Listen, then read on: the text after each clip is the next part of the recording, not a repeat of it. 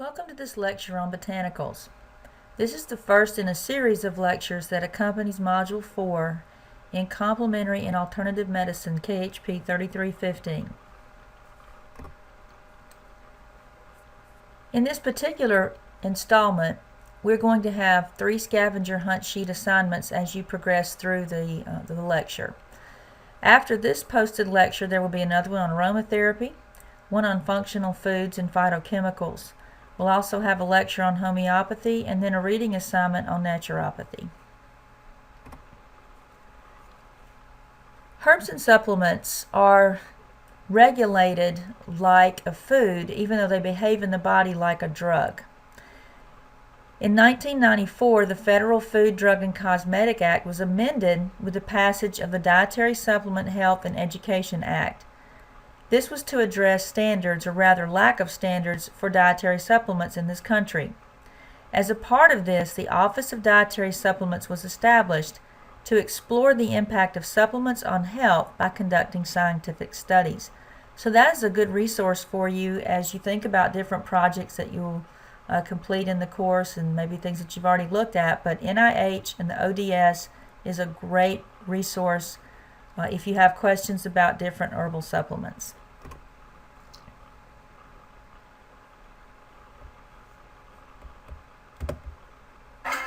Emily is thinking about taking a dietary supplement. She knows she should try to get her vitamins and minerals from the food she eats, but she doesn't always have the chance to eat right. And with more than 50,000 dietary supplements on the market, like a lot of other people, Emily has questions. Like how much vitamin A is good for you, and how much is too much? If something's natural, doesn't it mean it's safe? Can folic acid prevent birth defects? Should we be taking calcium and vitamin D supplements? Luckily, there's a place everyone can go for answers. It's the website of the Office of Dietary Supplements. We're part of the National Institutes of Health, and since 1995, we've been conducting, funding, and evaluating research that we use to educate the public, giving Emily plenty of information she can share and discuss with her healthcare providers. We're ODS, for what you need to know about dietary supplements.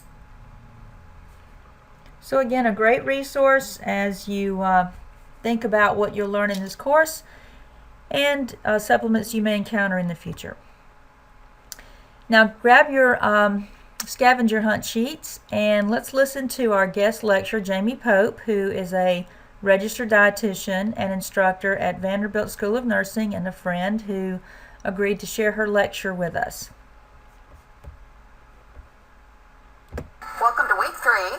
This week we're going to be talking about dietary supplements and evaluating the evidence. Hopefully this session will introduce you not only to the concept of how dietary supplements are regulated, but give you some insights in how you can evaluate them on your own.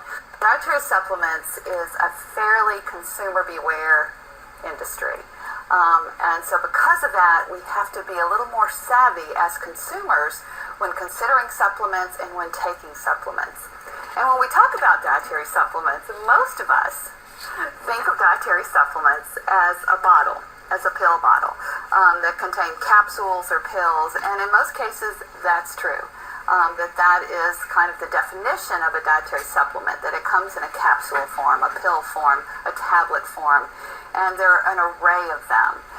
These numbers change all the time, but in the U.S. it's about a $30 billion a year industry. And there's more than 30,000 products out there growing all the time. And surveys show, and the results vary, but around half of Americans use dietary supplements. Some of the time, all of the time, and along a variety of types of supplements.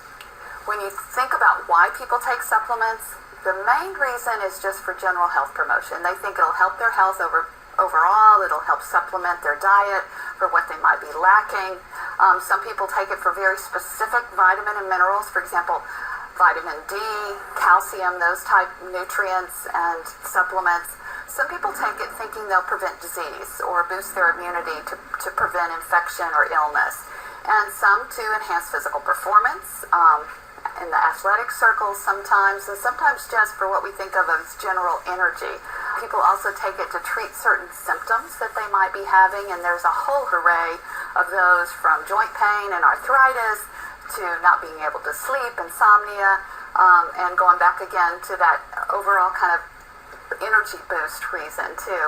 They're recommended sometimes by physicians or healthcare providers specifically, and sometimes we take supplements because a friend tells us to, or we read about it in a magazine, or a family member has taken it and says that they had some benefit from it.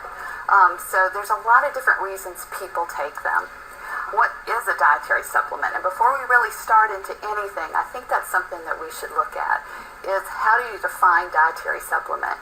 And in the U.S., it's defined by the Congress in the Dietary Supplement Health and Education Act, which became law in October of 1994, that it's intended to supplement the diet, not substitute for healthy foods, so that you still want to have a basic good diet, and potentially a supplement may benefit you by kind of filling in the gaps, sort of an insurance policy, so to speak. And we'll look at about whether that's true or whether there's some fallacies in that concept. Dietary supplements have to contain vitamins, minerals, sometimes they're herbs or botanicals. Amino acids are considered dietary supplement when you take them individually or in a complex. And there's certain other supplement forms like enzymes, sometimes hormones, probiotics, prebiotics that we see in the supplement industry. And all those kind of fall under this dietary supplement umbrella. And as I mentioned before, they're intended to be taken in pill form, capsule form, tablet form, as a liquid, as a powder, not per se injected. That is not considered a dietary supplement. And also on front of the label for a supplement, it has to actually identify it as a dietary supplement. That's one of the requirements when you look at a label on a supplement. New dietary ingredients are supplements that have been introduced since October of 1994. These had to go through a little different process than supplements that were already on the market as of 1994, and so we have had some new ones introduced, and those have to go through an approval process with FDA. We talked about some of the FDA approval process, some of the petitions to FDA for food ingredients, for additives, and with supplements, it's a similar path. Some variations that we'll look at in just a second, but new dietary ingredients. And under the supplement area, we also have that concept we talked about last week with GRAS, when we talk about GRAS substances, or substances that are generally recognized as safe. We talked about them in reference to food additives last week, but this week we're looking at them in terms of dietary supplements. And these are supplements or dietary ingredients that have been present in the food supply before the law was enacted in October 1994. So they're presumed to be safe because they've had some historical use, and thus they were kind of grandfathered in and don't have to go through the same approval process as a new dietary ingredient might that's been introduced since 1994. I've given you a link to the list of what these GRAS substances are at the FDA website here in the U.S., and these are listed. There's hundreds of them. Some of them are dietary supplements, some are food additives, some are color additives, but all of those fall under the GRAS classification. In terms of regulation of dietary supplements, one thing to remember is even though they sometimes function similarly to a drug, particularly in the case of some herbs where they are actually dilute drugs, they're regulated like food. They're not regulated like drugs, and because of this, they don't go through the same stringent approval process that drugs go through. So they're not necessarily tested for efficacy before they're put onto the market.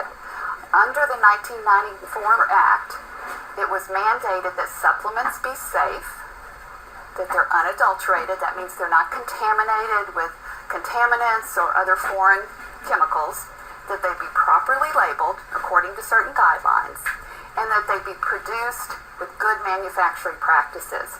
Recently, with some expansion of the U.S. laws, FDA now has more authority with supplement industry and marketing and manufacturers to actually go in more proactively and look at their manufacturing practices, and have found many violations across the board.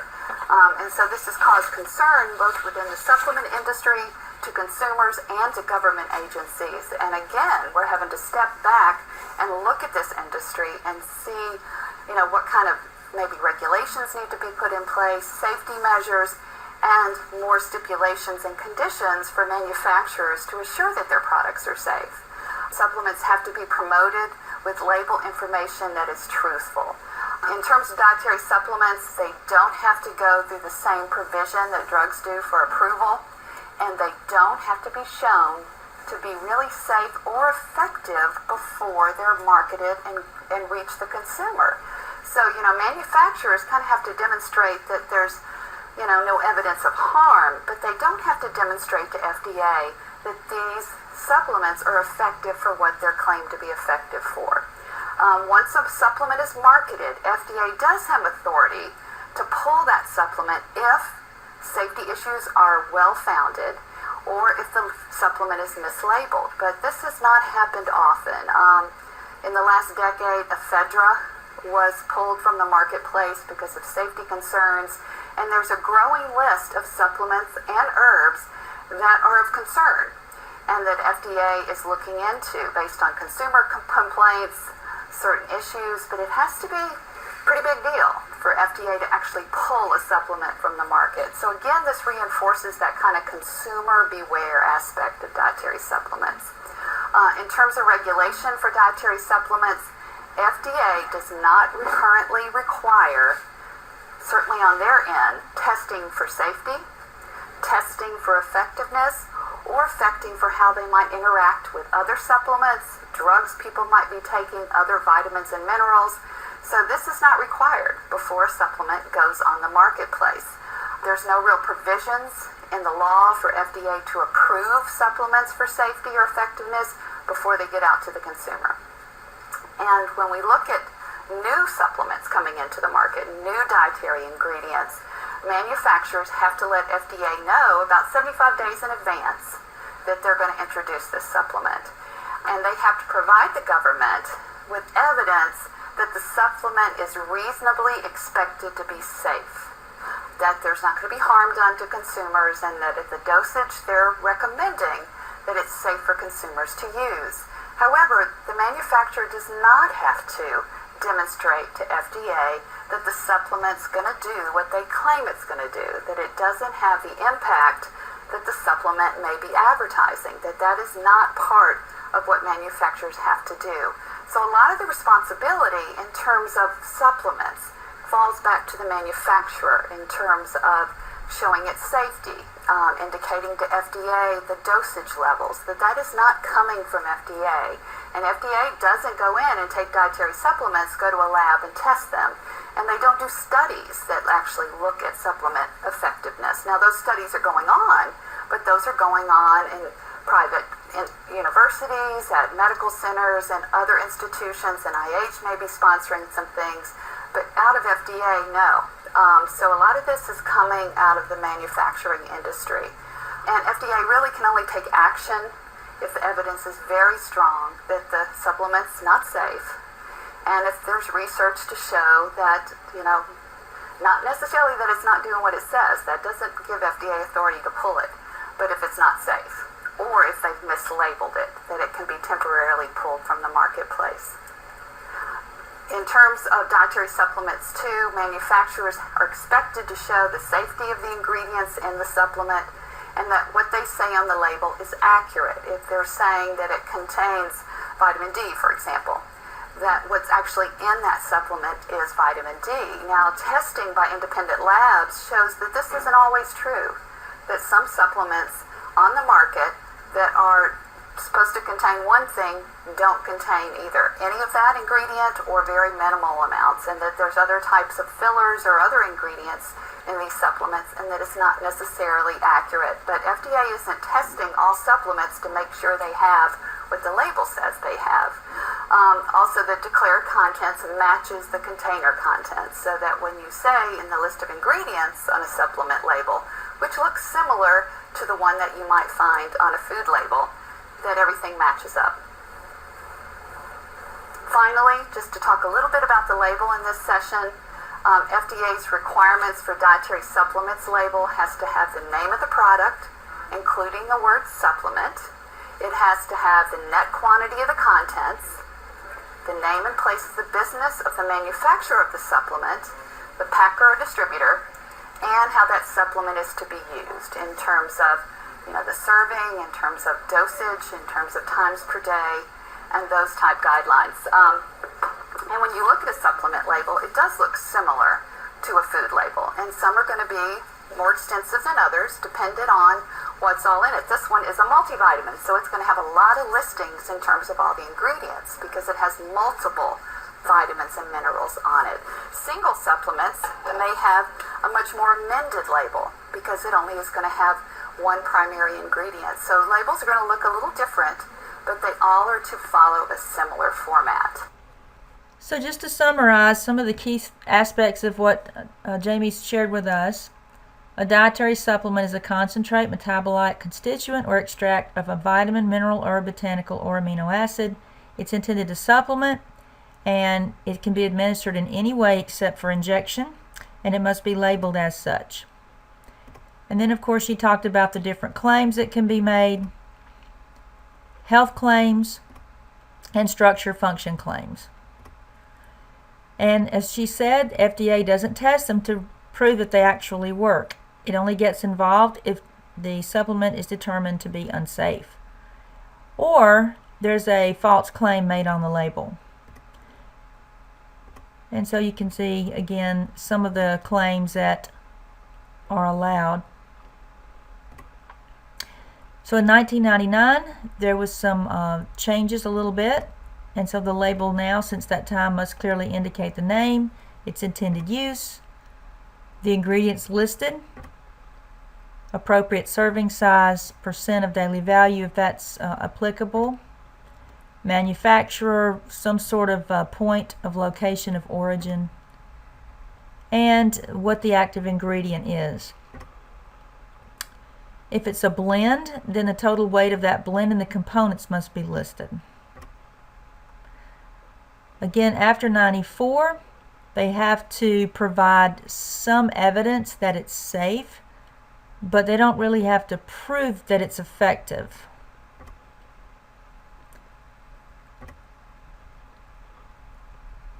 The symbol GMP indicates that that supplement has at least gone through some vetting process to assure that good manufacturing processes are used. These rules for the GMP establish placement of controls within that supplier's operation, that identity, purity, and strength of the supplement is measured.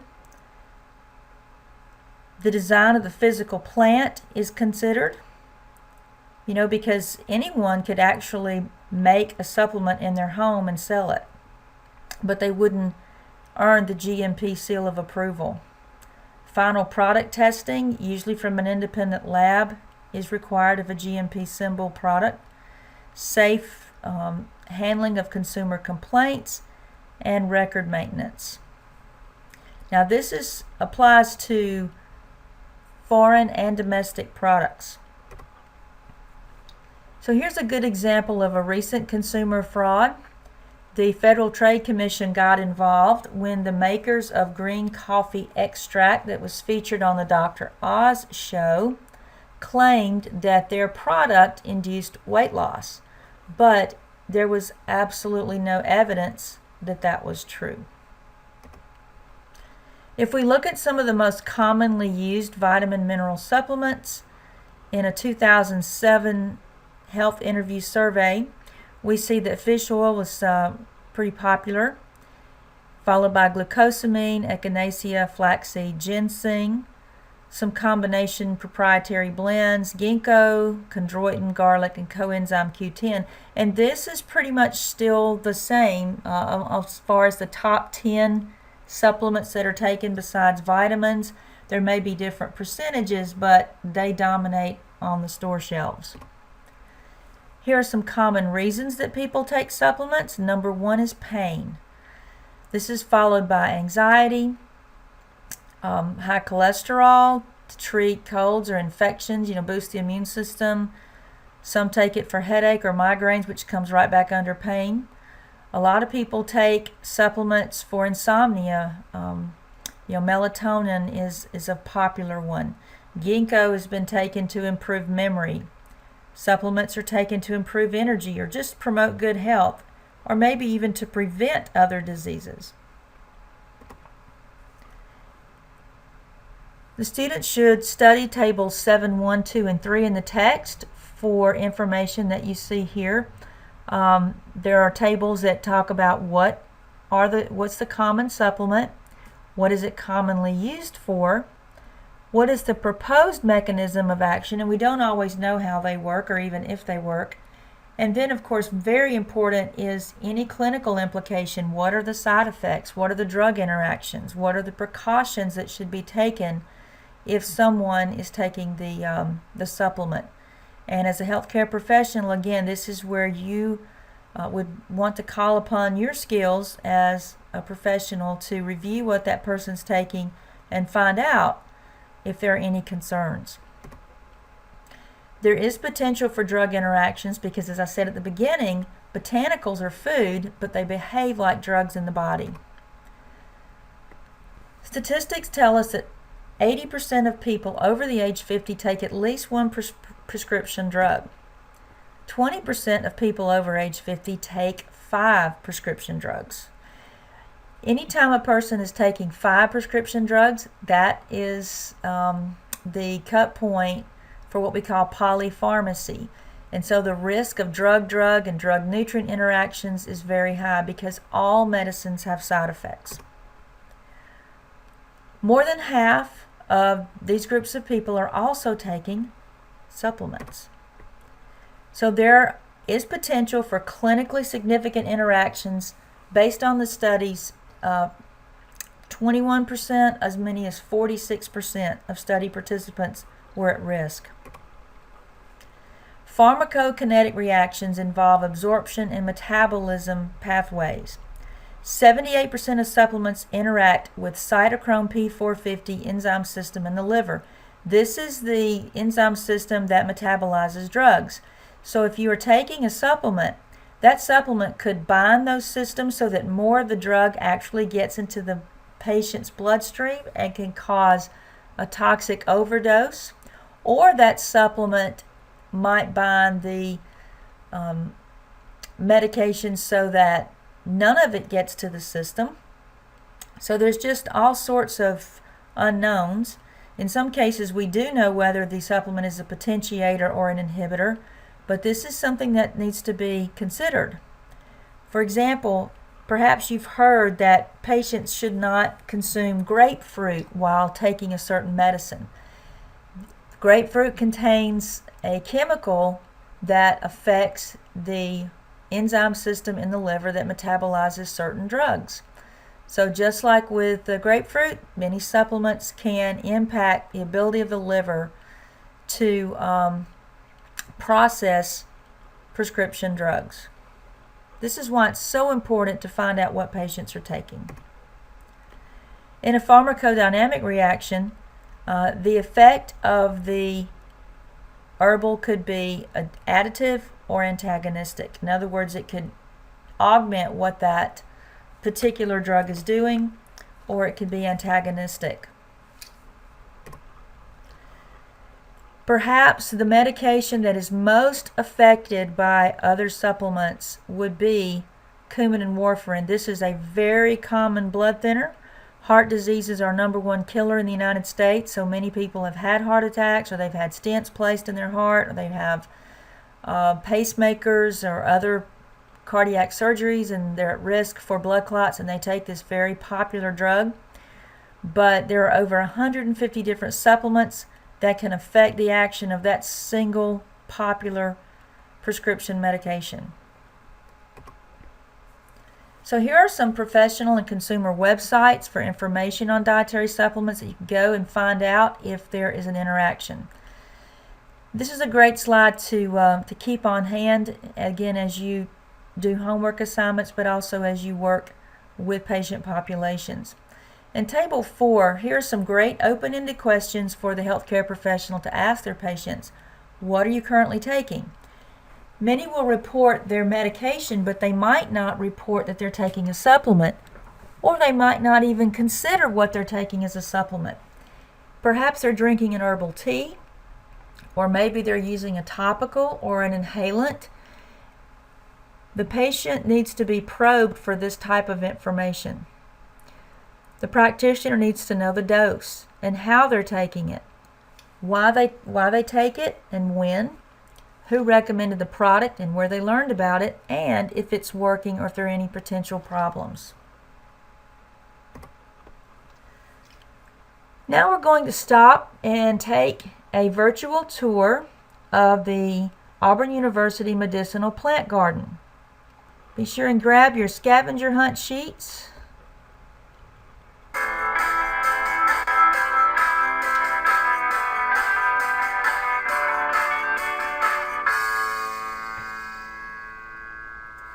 Welcome, students, to the Auburn Medicinal Plant Garden. Today we are very fortunate to have a couple of hosts with us. We have Tia Gonzalez and Dr. Shannon, and we'll get more introductions from them in just a moment. But long before the advent of modern pharmaceutical companies, people held to the idea of the doctrine of signatures. Now, this idea purports that for every known human disease, there is a cure in the earth. And predominantly in plant life, people looked for these cures. And I can only imagine how many centuries of trial and error have gone before us looking for these cures, and continues today. Many of our modern medicines are derived from plants. Plants are not innocuous living organisms. They can be helpful, they can be harmful, or perhaps we don't even know what benefit that they might have on the human body or for humans. One of the major concerns today of deforestation is that we are losing plants before they can be explored for their benefit for humankind. So here at Auburn University, we have this wonderful garden that showcases many of the plants that are being used and explored for their properties that could benefit modern man. We're going to be hosted by Tia Gonzalez, garden curator and horticulturalist who specializes in herbs. She's going to walk through the garden and show us many of the plants of interest. But first, we want to have Dr. Shannon introduce himself. Yes, I'm a professor in the Department of Crop, Soil, and Environmental Sciences. I'm an agronomist by training. I got involved in medicinal plant research about 10 years ago. And this area that you see here was originally a place where I could plant crops that I was not familiar with and get to see how they grow, and also to preserve seed or other planting materials for future research. And now we'll have Tia Gonzalez introduce herself as the curator of the garden. Tia? Good morning. Welcome to the Auburn University Medicinal Plant Garden. Please visit us anytime. This garden is open all year. We're open to the public. If you visit, you'll find on site a document box. We have a plant list here that will help guide you through the garden. The plants are labeled. We offer tours once a month, April through October. Those tours are free and open to the public. You can also visit us on Facebook, Auburn University Medicinal Plant Garden, where you can see announcements for upcoming tours, workshops, and we will also do classes, workshops, and tours by request. So before we begin, I think we should all consider that Alabama is one of the most biologically diverse places on earth. We need to conserve those resources.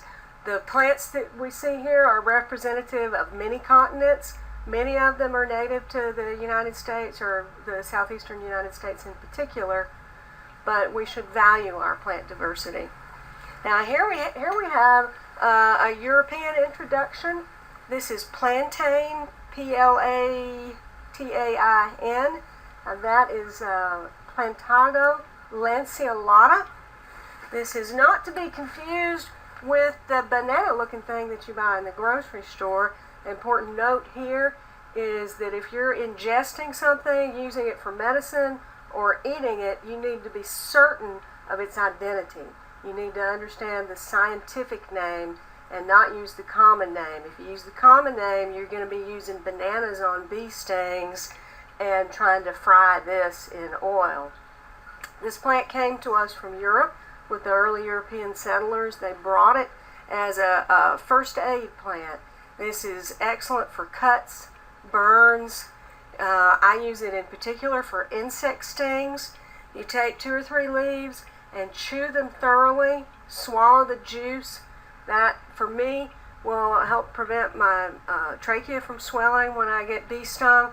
And then you take that slimy green mass and put it on the sting. It will prevent fire ant bites from blistering also.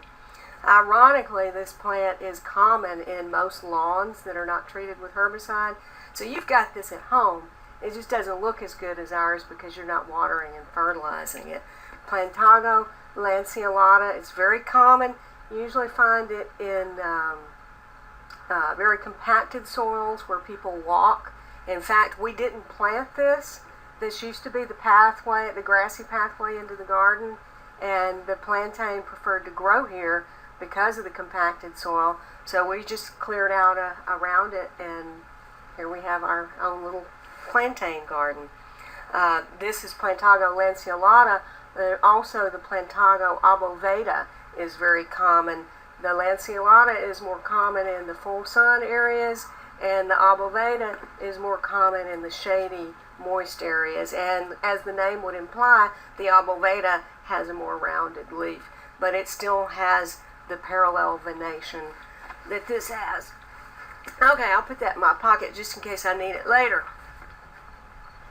Now this one is not as medically important as some of the other plants, but I happen, anyone that knows me knows that I just love scented geraniums. And if we had a smellometer today, you would be enveloped with the wonderful fragrance of rose-scented geranium. The rose-scented geranium oil is used in aromatherapy. Aromatherapy might be more accurately referred to as essential oil therapy.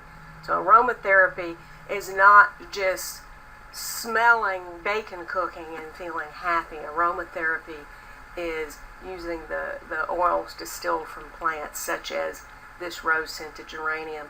Rose-scented geranium is familiar to a lot of people smell-wise because it's used in a lot of cosmetic products, in soaps. It's used to treat depression. It's used to balance sebum production in the skin. It's wonderful in cooking. This makes a fantastic ice cream. Here's another common lawn weed. Here we have dandelion. Dandelion because somebody along the way thought that looked like lion's teeth. That's funny. We use the dandelion primarily just to eat because it tastes good in the springtime when it's not too bitter. But it's also used for all manner of skin irritations and as a diuretic. Pansies. By the way, there's nothing in this garden that is strictly ornamental. Everything is medicinal. The older name for the pansy is heart's ease, and that's an indication of what it can be used for. Also, the flowers and the leaves are edible. They're extremely high in vitamin C and rutin, so they can help fragile capillaries. Dianthus. Dianthus is familiar to all of us as an ornamental, but it's used very much in Chinese medicine. Turmeric, also known as turmeric. I say turmeric because it has 2 R's in it, and I'm going to say them. This turmeric has been frostbitten. It was very lush and green a few days ago. Turmeric is native to India, Southeast Asia. It is a tropical. It prefers very, very hot, humid weather. It loves the summers in Alabama. Most people that are interested in medicinal plants are aware of the values of turmeric, but what they're not aware of is that turmeric is a very easy to grow, reliable, beautiful perennial in Alabama. So everybody should be growing your own turmeric.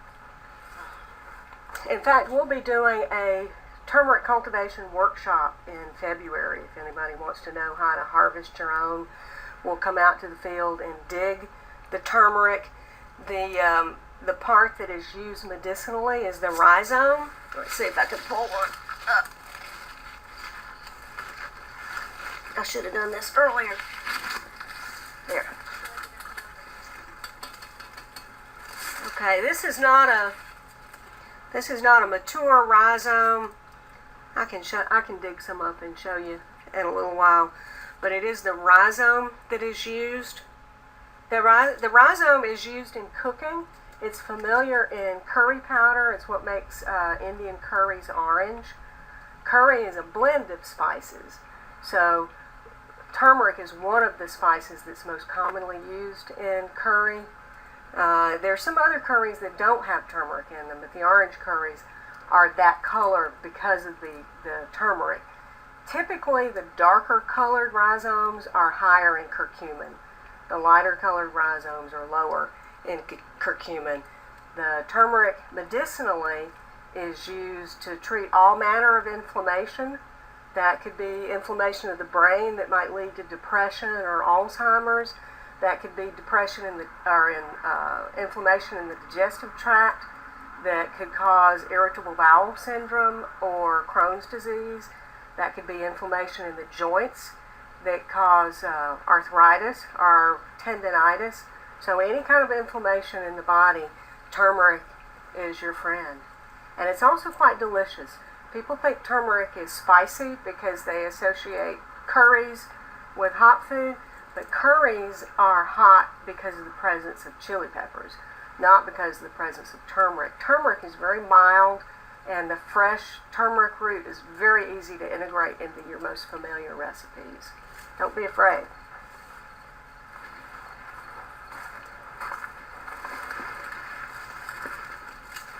Here is lemon balm, a Melissa officinalis. Lemon balm is not a very dramatic looking plant, but it is valuable as an antiviral, specifically against any of the herpes viruses like chickenpox. What's the rest of it? Shingles. All of those herpes viruses are vulnerable to lemon balm. You can make a tea with it. And you make an herbal tea just like you make any other tea. You do not boil the leaves. You will pour hot water over the leaves, or you can drop the leaves into hot water. Either way, then you cover it so your volatiles don't escape, and then you steep it until the flavor is the way you want it to be. Most of the herbs you can steep much longer than black tea, and the flavor is still good. And then you just strain the leaves out and drink it. If you're working with a root or a rhizome, like if you wanted to make tea with turmeric, you would boil it, or you would not boil it, but simmer it with the lid on, because it takes a little bit more to get those hard materials to yield their goodness. But you don't boil your tea. You can also, with the leaves, make tinctures. You can make tinctures with the roots too. A tincture is extracting an alcohol rather than extracting in water, and the value of that is some of the medicinal compounds are more soluble in alcohol, but also alcohol stabilizes it. So for instance, if you make a cup of lemon balm tea and you can refrigerate it for up to a week, but after that you're going to have to throw it out. But if you make a tincture, or if you extract the lemon balm with alcohol, that's going to be shelf stable for many, many, many years. What else do we have in here? Well, I guess I can't help but notice the castor bean. Castor bean is another example of why you want to be absolutely certain of the identity of the plant. Don't just put these in your mouth. The castor bean is one of the most toxic plants you could possibly grow. These are the seeds. Each one of these pods is going to have 3 seeds in it. There's a seed. 2 or 3 seeds is enough to kill a small child. 5 or 6 seeds, enough to kill an adult. Don't eat this. So why do we have it in the garden? Well, you're probably familiar with castor oil. Castor oil is a familiar laxative. Castor oil is also an industrial lubricant. Interestingly, castor oil was used in the old World War II fighter planes, and often the pilots got a lot of oil on them when they were flying, so they were very regular visitors to the bathroom. Castor oil is also used externally as a hot pack over, so you would soak a towel in it and put a hot water bottle or a heating pad over that to treat an inflamed organ such as an inflamed appendix. I cannot attest to the validity of this. I'm not sure that there's been any scientific investigation, but people have been doing it for a few hundred years and it seemed to work for them. Also, we grow castor bean in this garden because this garden is infested with root knot nematodes. Root knot nematodes are pathogens on our plants, so they inhibit the growth of our plants. And castor bean produces a chemical that in the soil suppresses those root knot nematodes. So many of these herbs have multiple uses besides what they do for humans. Some of these herbs are good for the planet in general. Now we just talked about turmeric, and the turmeric we talked about was curcuma longa. Curcuma longa and all the turmerics belong to the genus curcuma. They all belong to the very large ginger family. That family is Zingiberaceae. So ginger, your culinary ginger that you buy in the grocery store, is in the ginger family along with turmeric. Culinary ginger is also a member of the ginger family, but it's in a different genus. It's in the genus Zingiber. And also cardamom is in the ginger family. Cardamom is in the genus Elateria. Here in the medicinal plant garden, we have 3 species of curcuma. We have the curcuma longa, which is turmeric. This is curcuma zeta aria. That's a black turmeric. And to your right, we have the green turmeric, which is curcuma aruginosa. They are not interchangeable medicinally, nor are they interchangeable in the kitchen, but they're all very interesting. Now, the first turmeric we looked at was, all of our varieties have numbers. They're all CL, curcuma longa. The first variety we looked at was CL5. CL5 is a very high curcumin variety. Curcumin is the compound that gives it its is thought to give it its anti-inflammatory and anti-cancer properties. CL5 is very high in curcumin. Here we have CL2. CL2 grows a lot faster, it yields a lot more, but it's very low in curcumin, and it has a much lighter colored rhizome.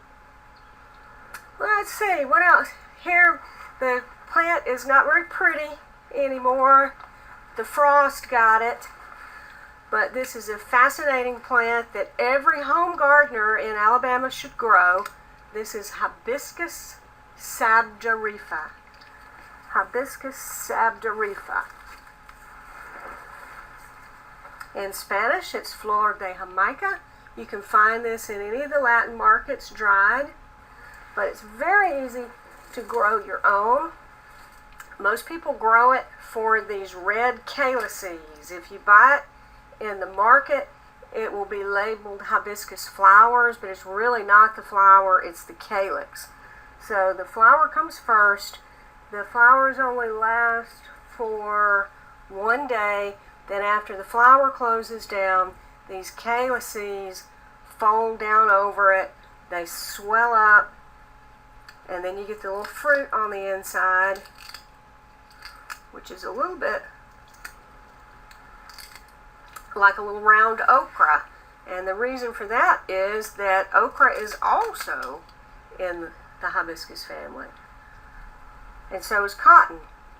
So these little pods, if you get them when they're young, they're very crisp, very tart, very delicious. You can pickle them. They don't have that much flavor other than the tartness, but they make a great pickle. The calyx is what most people use to make tea, to make wine, to make jelly, and you can find lots of good research, some of which indicates that the calyces help lower blood pressure. They are certainly diuretic, and they are certainly loaded with antioxidants, and this is delicious. Every home gardener in Alabama needs to grow this. Okay, here's one that's not very familiar. I had never grown it till a couple of years ago. This is red stem wormwood, Artemisia scoparia. There are a number of artemisias. They are not interchangeable. So just because you have an artemisia doesn't mean you know what to do with it.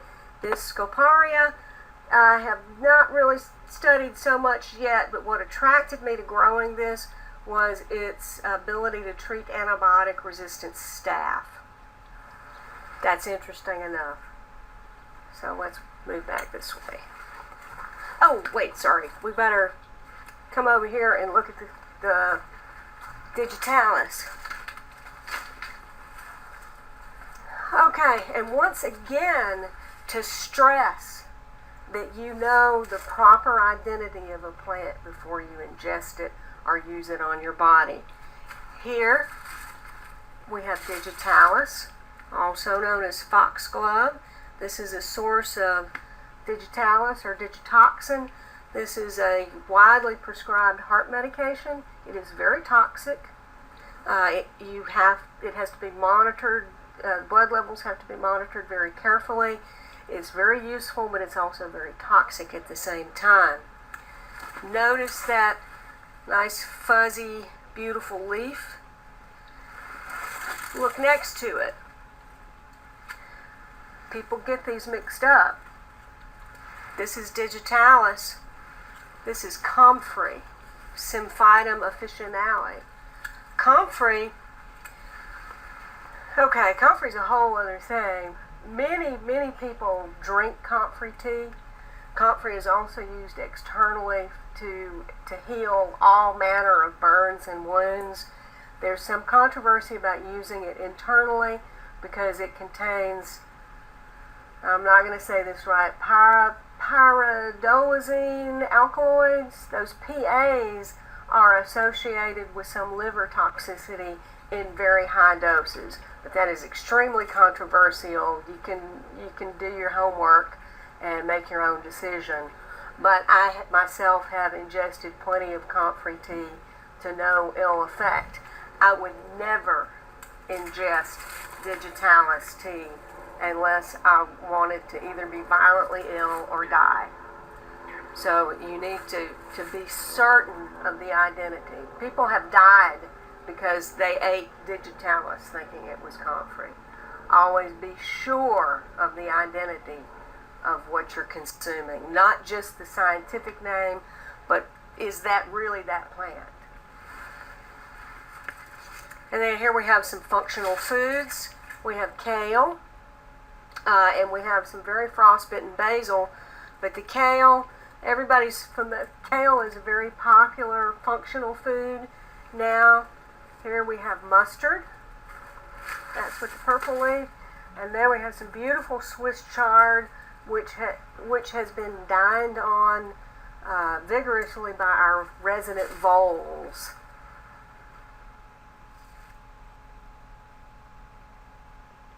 Okay, this is not the most beautiful specimen.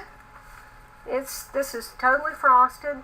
A moment ago, we looked at Artemisia scoparia, the red stem wormwood. I mentioned that was to treat antibiotic-resistant staph. This is Sweet Annie, Artemisia annua. Now, the artemisian in this Artemisia is used to treat antibiotic-resistant malaria. There are several products that are on the list of World Health Organization essential medicines that are made with Artemisia annua. And also you met Dr. Shannon earlier, whose grandson's life was saved by this plant because he had an antibiotic-resistant strain of malaria.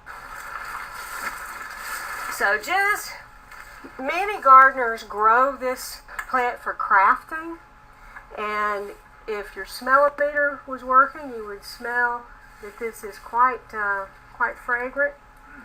Hence the name Sweet Annie. People use this for dried arrangements, for wreaths, also for delicious tea. But if you have malaria, you need some of this.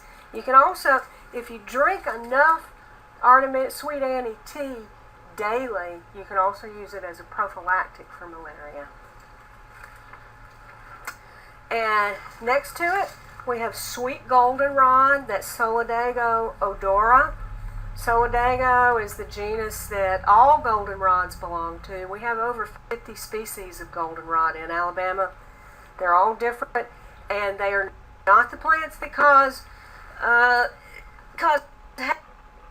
hay fever. They get blamed because they're so beautiful, and you notice them while you're having the hay fever, but the plant that is the culprit is not very showy, and you don't notice it. So in this case, beauty is not useful to goldenrod. Some of the goldenrods do spread aggressively, so you might not want them in your garden. This Solidago odora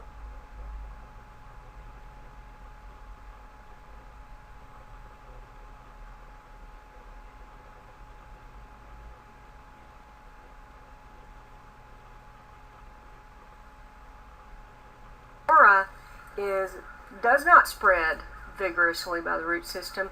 And if you smell, this is a deliciously fragrant tea.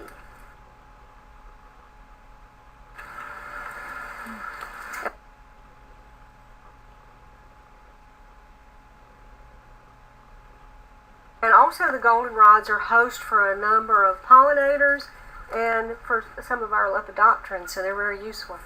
This is tea. This is Lipton sweet tea, or this is sweet tea. This is the most ubiquitous beverage in the Deep South, and most of us have never seen the plant that it comes from. Yeah, most people don't. Most people are afraid to make an herbal tea, but nobody's afraid to make sweet tea. And sweet tea is an herb. You make sweet tea all the time, and you're not afraid to do that. So if you know how to make sweet tea, you can make any herbal tea. The black tea, green tea, white tea, oolong tea, they all come from this plant. The difference is in how the leaves are processed.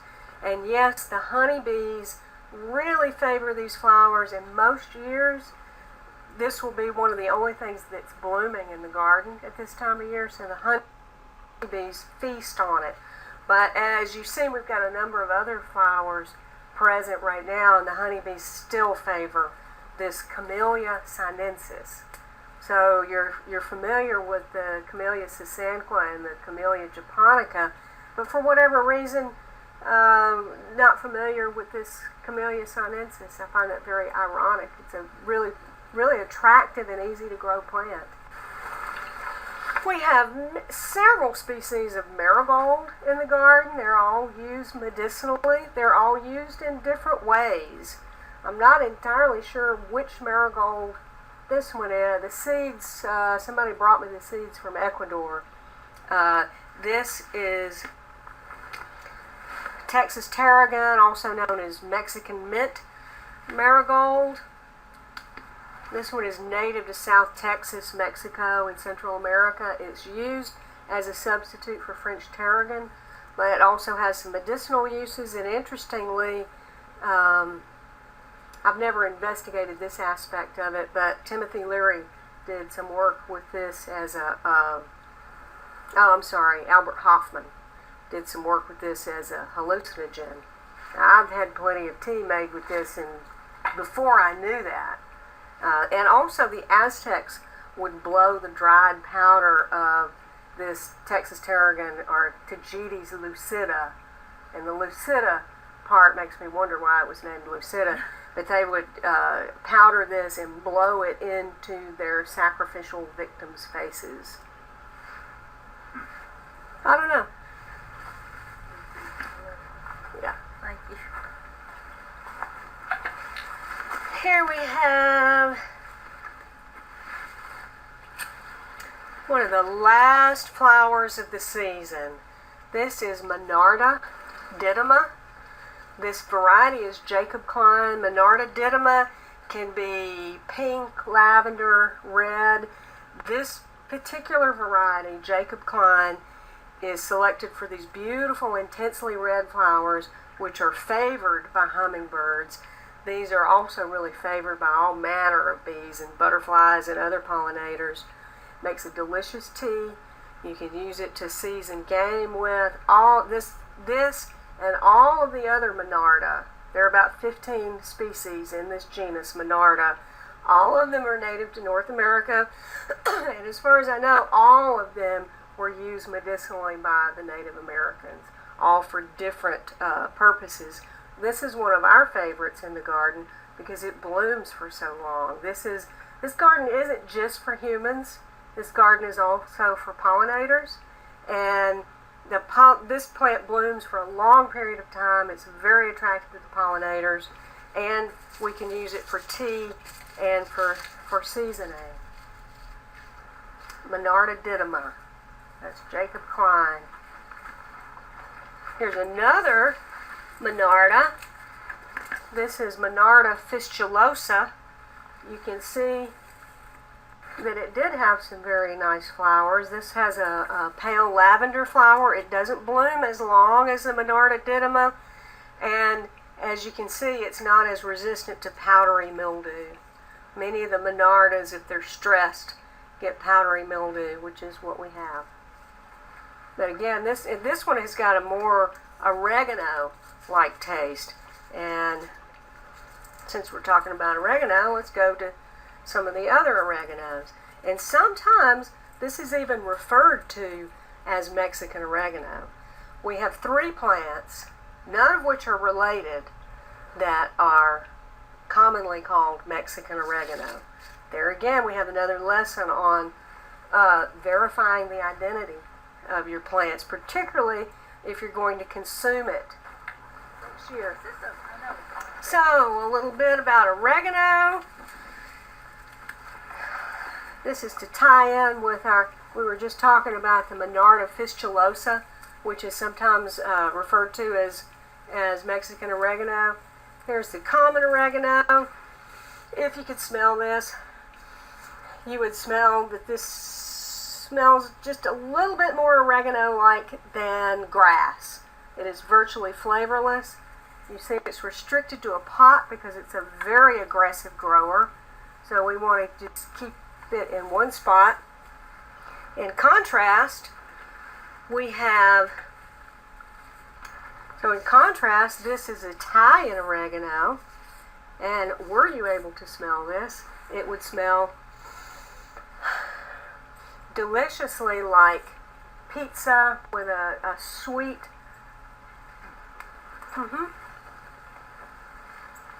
very sweet overtone. Nice, yeah? And then we'll take a little piece of this Greek oregano.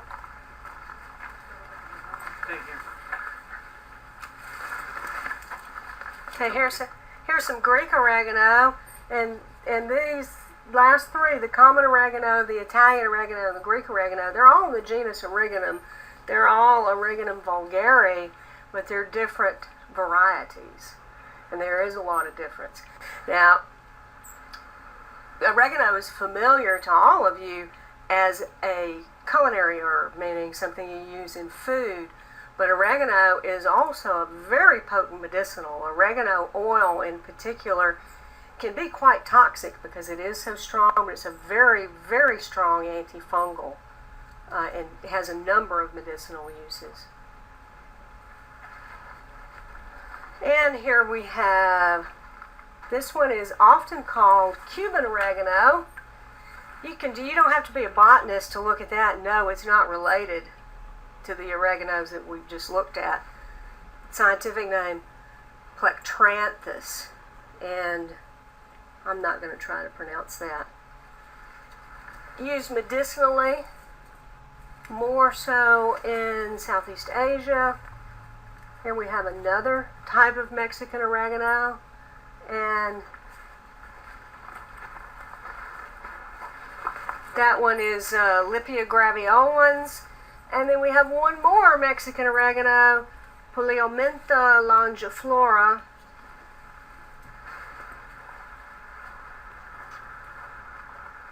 Oh, I didn't talk about the vinca. We have to go back to the other side and talk about that one. We have lavenders. Beautiful lavender. One of the, probably my number one most favorite remedy for burns is lavender oil. Lavender oil is amazing for burns. I was thinking about that stuff you pinch off in the windshield. Aloe. Aloe is good. Lavender oil is better. So we have 2 vines on this trellis. Both of them are native. We are interested in adding more and more native plants to the garden because native plants help support your food web in ways that non-native plants don't. I highly recommend reading Bringing Nature Home by Doug Talamy, and that can bring that home to you more than I could in 5 minutes. But we have 2 plants here. The one on the right that happens to be very attractive right now is Bignonia. It's Bignonia capreolata. It has a beautiful funnel-shaped, dark yellow, orange flower. It's used by a Native American herbalist, and it's also a host plant for some of our North American caterpillars. Here you see the remains of Passiflora incarnata, also known as maypop. Here we have the end of a maypop fruit. The Passiflora, to me, is the plant that's most emblematic of what we want to do in the medicinal plant garden. This plant is a very valuable medicinal. This is a sedative sleep aid. It's one of the most widely prescribed sleep aids in Europe. For whatever reason, the Europeans appreciate Passiflora more than the Americans do, and that's very ironic because Passiflora incarnata is native to the southeastern United States, yet it's produced commercially in Spain, Italy, and France. It is a host plant for Gulf fritillary caterpillars and some other fritillary caterpillars, so it helps support our food web. It's medicinal, and these are delicious. Really delicious. People that have grown up in the South don't know how good these are. I'll share. Actually, that one's a little past. But you get the idea. Oh, and by the way, Passiflora is a large genus. It's mostly tropical. This is our native.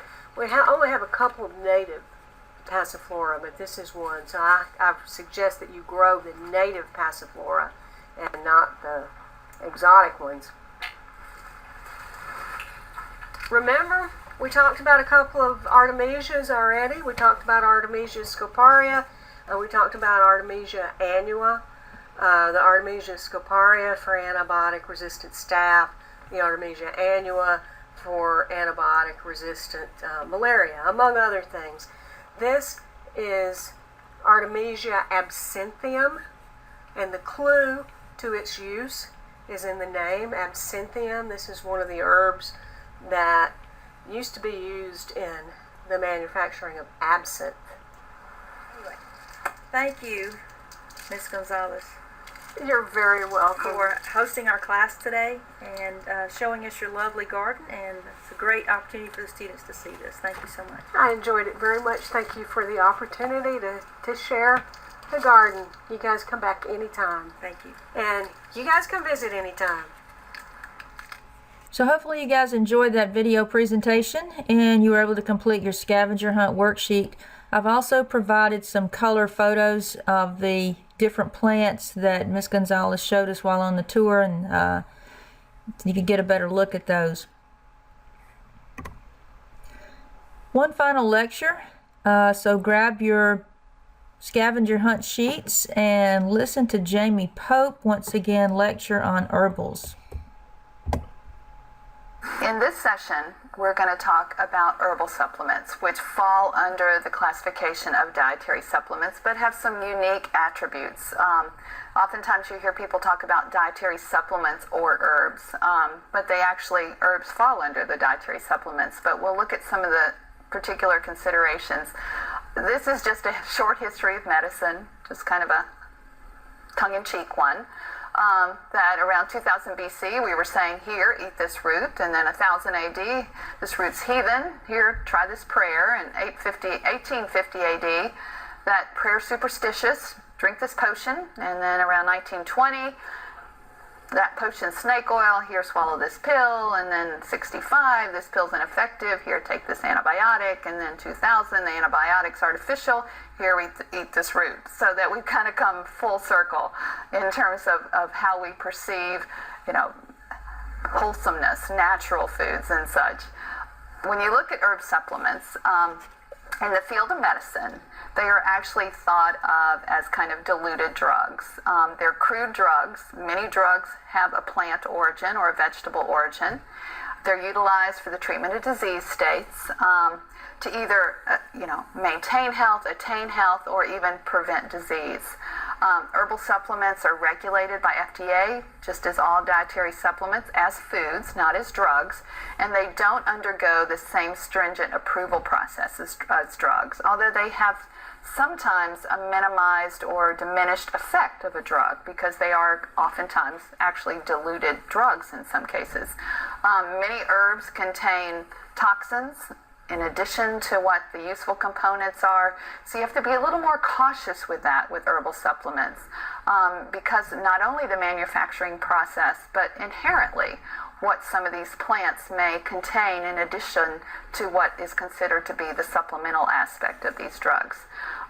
The use of herbal supplements is not as high as it is with dietary supplements like vitamins and minerals. More than half the U.S. population use a multivite or a mineral vitamin type supplement or like an omega-3 fatty acid, those things.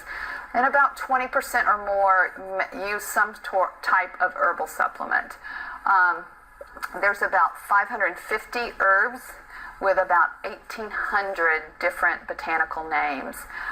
So on a supplement label, they need to list both kind of the common term in terms of the herb, but also the botanical or scientific name for that herb. Plant products fight disease are drugs, considered drugs, and many have drug-like effects, like I was mentioning that they can be very biologically active and have ingredients that are biologically active. And again, just like with dietary supplements, we don't know all the risk or the benefits. That again, it's kind of, an evolution, so to speak, the learning curve on these things, and that risk-benefit ratio is oftentimes not known with herbal supplements. I'm not going to read through all this, but these are some of the more popular herbal supplements on the market and some of the proposed benefits of those. If you look at the list of the FDA health claims that are approved, there's really no herbs on that list. That most of those are vitamins, minerals, and other dietary components, not necessarily herbal products. Many of these have not been investigated extensively. The research is limited on them. And just like we talked about the regulation of the dietary supplement industry, these can be put on the market and don't necessarily have to prove their efficacy. Some of them have maybe a placebo type effect instead of a really biologically active type effect. Some may have detrimental effect in individuals. And with herbs, it's another area. You have to be cautious with how much you're taking, how often, and for how long, because we don't know the answers to many of those. Some of them have some pretty good science behind them. Many of them don't.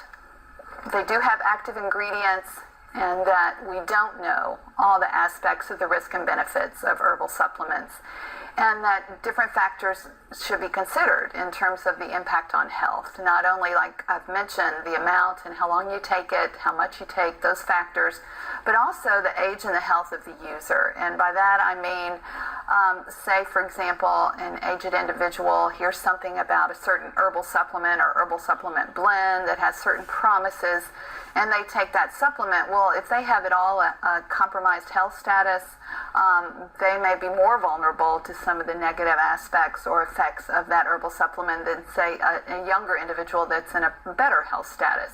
So, you have to kind of consider the age and how healthy someone is in terms of the impact of the herbal supplement. And other factors may have to do with interactions.